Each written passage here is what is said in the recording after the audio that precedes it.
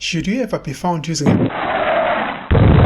Is credit card a dirty word? Are credit cards inherently evil, or are there any lurking dangers when you get into the habit of using a credit card? I'll give you my opinion when we return.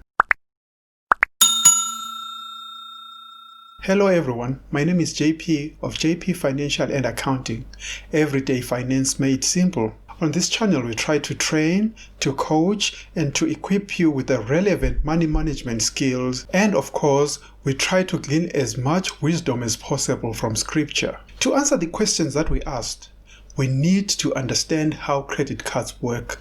How do banks make money from credit cards? The first way banks make money from credit cards is through interest. When a card holder fails to repay the entire statement balance of their credit card in a month, interest fees are charged to that account and the bank makes money. The second way in which banks make money from credit cards is through what is known as merchant fees. When a retailer accepts a credit card payment, a percentage of that sale goes to the card's issuing bank as fees. The third way in which banks make money from credit cards is through what is known as consumer fees. Consumer fees are charges that are levied on users of cards in the form of annual fees, fees for late payment, charges for withdrawing cash from an ATM, as well as transaction fees on foreign card use. Someone would ask, are there any benefits in using a credit card? As long as you use them properly, credit cards have a number of advantages over debit cards or even cash payments. The following is not an exhaustive list, but it does highlight some of the benefits that you can accrue when you use a credit card. The first benefit of using a credit card is through what is known as purchase protection. This means that if your transaction goes wrong, for example, if your goods go missing or you find them to be faulty, you can always claim back the cost from the card provider. Or when your card is used fraudulently, you can claim back that money from your card provider. The second benefit of using a credit card is that credit cards are interest-free loans. As long as you pay the entire balance of your card at the end of each billing period, credit cards are interest-free loans. But the problem is they are short-term loans, 30 days or 60 days in most instances. The third benefit of using a credit card is that cards come with benefits and rewards. Some cards will offer you discounts and others cashback if you meet a certain criteria. The fourth benefit that can accrue from using a credit card is that you can improve your credit score. This is particularly true for younger people and individuals with poor credit history. By consistently paying off your credit card balance, you demonstrate that you are able to borrow responsibly. Are there any dangers lurking about from using credit cards? I would argue that for the conscientious, for the meticulous, and for the disciplined card holder, there are no disadvantages or dangers. By this I mean that if you use credit cards that do not charge any consumer fees, if you repay the entire balance of your credit card in a given billing period, if you maintain your credit card balance at around 25% of your credit limit, and if you do not use your credit card to withdraw cash, there are virtually no disadvantages from using a credit card, and instead you accrue all the benefits that we discussed. This is for the conscientious, meticulous, and the disciplined. However, for the rest of us, there are risks that are lurking about that could potentially ruin us financially if we are not disciplined enough when using credit cards. Risk number one, there is the risk of rising debt. If you fail to pay your credit card as you borrow, your debt could spiral out of control. When using a credit card, there is the risk of paying ridiculous interest charges.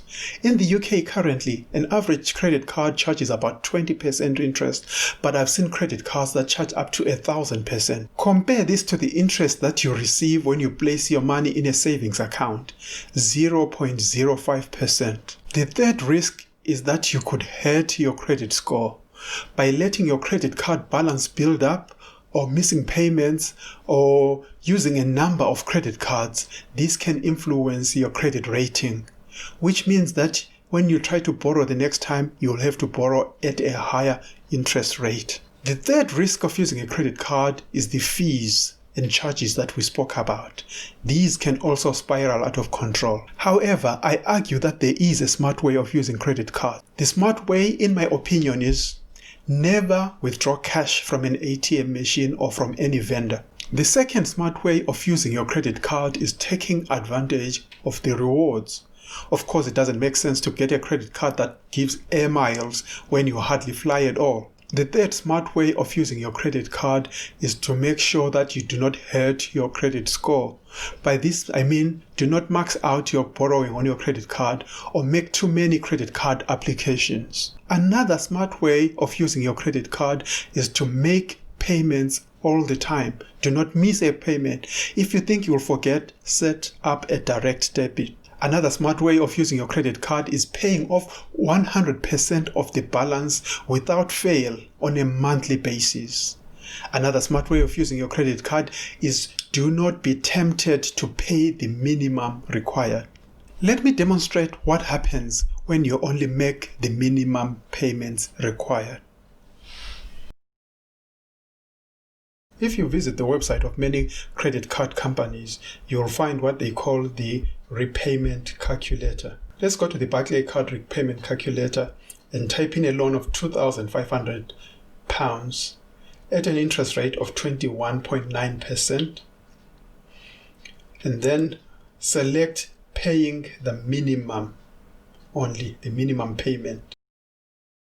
If you calculate that, you'll see how long it will take to pay back a balance of £2,500. You will actually pay back £6,455, and it will take you 26 years and 6 months to pay it back. You will pay back £3,955 in interest on a loan of only £2,500. Let's switch over. Let's say you decide to pay back £66 a month instead of paying the minimum required. Notice the difference. It will take you 5 years and 1 month to pay back, and you pay back £3,978 compared to what we said earlier on.